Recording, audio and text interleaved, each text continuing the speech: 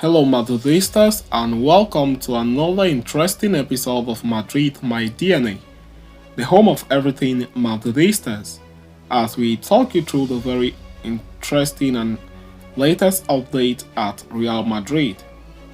Kickstarting with today's agenda, Jude Bellingham talks goal scoring record, Zinedine Zidane Golden Boy Award as he claims he was frustrated finishing runners-up for the prestigious award 2 times in a row. We are going to be talking you through that as we move forward on this episode. And shortly after that, we will quickly turn our attention elsewhere as it is now time for signings. Real Madrid have reportedly changed their plans for the January transfer windows. We will bring you details on that in this episode as well. So please stay tuned right up to the end. Do not forget to like and subscribe to this channel. Turn on your notification bell so you do not miss on our next update. Having arrived from Borussia Dortmund for a large fee of 103 million euros, Jude Bellingham instantly quashed the notion of big money signings requiring a period of adaptation before they can truly spread their wings. The Englishman has been on a roll since the start of the campaign, scoring goals on the regular and sealing victories weekly.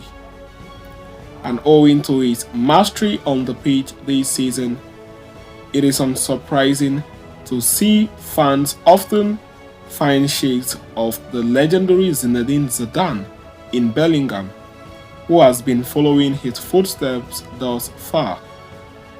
Now, paying homage to the man himself, Bellingham has come out to acknowledge that Zidane is in fact the scorer of his favorite goal. When asked which was his favorite goal, he replied via a telephone, "My favorite goal is Zidane's volley versus Leverkusen in the Champions League final." Throughout his illustrious career, Zidane has delivered numerous magical moments on the field. For many, though his exquisite volley against Bayern Leverkusen in 2002 UEFA Champions League final in Glasgow will always take the cake, and Bellingham appears to be sharing the same sentiment. Commenting on the Golden Boy winner, Bellingham remarked that he was determined to finally get his hands on the award after being successfully placed second in the rankings. "The last few years, I was frustrated. I finished second twice in the Golden Boy. It wasn't enough. I tried to push the limit. I had to finish first," he expressed. Having won 485 out of a possible 500 points, he emerged as the clear favorite with 97% of the vote going in his favor. The midfielder already boasts some astonishing numbers nearly halfway through the season. Touching upon his goal tally, Bellingham claimed he is a force to reckon with when he has freedom. "Last year I scored 14 goals. I have already broken that record this season. It is not natural for me to score that much, and I take a lot of responsibility. When I am free, I am dangerous," he concluded. So having concluded with that, we are going to quickly turn our attention elsewhere as it is now time for signings. Real Madrid's transfer plans for January have changed.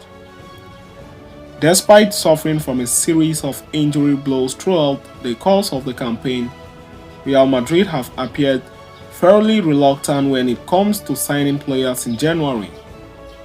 That is because the club have a strong philosophy of not spending big in the winter transfer window.